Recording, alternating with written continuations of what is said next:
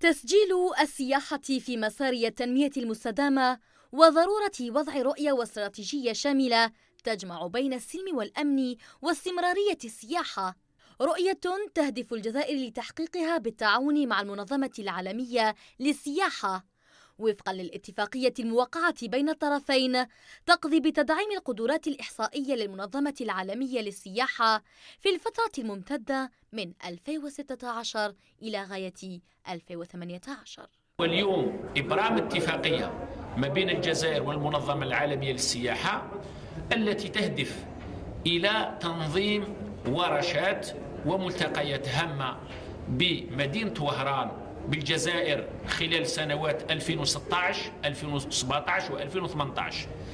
هذه الملتقيات تهم بما يسمى جمع المعطيات وكذلك تحليل الإحصائيات ووضع المعطيات والإحصائيات الخاصة بقطاع السياحة في متناول الحكومات ومتناول قطاعات السياحة من أجل دعم قطاع السياحة نحو الاستدامة، ومن أجل كذلك تجنيب قطاع السياحة من بعض المؤثرات الظرفية أو من بعض المؤثرات الإقليمية والدولية. ضرورة إعطاء الأولوية لقطاع السياحة في كل البرامج التنموية للدول، وذلك من أجل الوصول إلى التنمية المستدامة لتحقيق السيطرة على الجانب الأمني على المستويين المحلي والدولي عبر وضع ميثاق دولي يجمع بين الأمن والسلام والتنمية المستدامة للسياحة.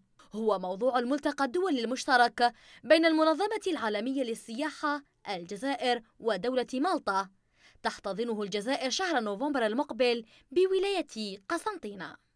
توصلنا إلى اتفاق الذي من خلاله يهدف إلى تنظيم ملتقى دولي إن شاء الله بقسنطينة خلال سنة 2016 بشهر نوفمبر المقبل ما بين الجزائر ومالطا والمنظمة العالمية للسياحة. سوف يكون حول موضوع السلم والأمن والسياحة المستدامة، وستكون له انعكاسات هامة جدا لكل دول الجوار ودول المنطقة للبحر الأبيض المتوسط وللعالم.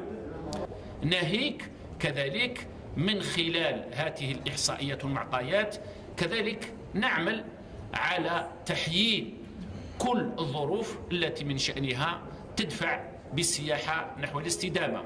المنظمة العالمية للسياحة تثني على الدور التي أضحت تقوم به الجزائر في المنطقة، وخصوصا على المقترحات القيمة التي تقدمها في مختلف المواعيد العالمية التي تستضيفها المنظمة، لتقرر على إثرها المضي في اقتراح الجزائر بخلق اتفاقية جهوية في إطار الاتحاد الإفريقي.